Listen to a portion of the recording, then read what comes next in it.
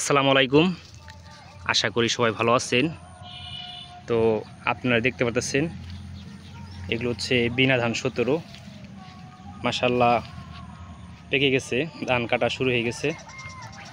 আসলে এই ধানটা খুব একটা ভালো ফলে নাই। এই জমিতে রসুন চাষ করা হবে, এই জন্য ধানটা আগুর করছে, অধিকাংশ ধানই নষ্ট হয়ে গেছে।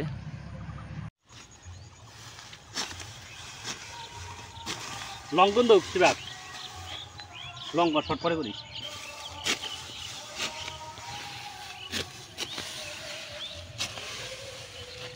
লঙ্ঘন তো না।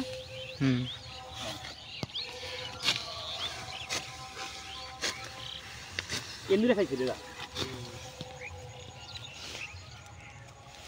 কালার বান্ধব কাটা দেখা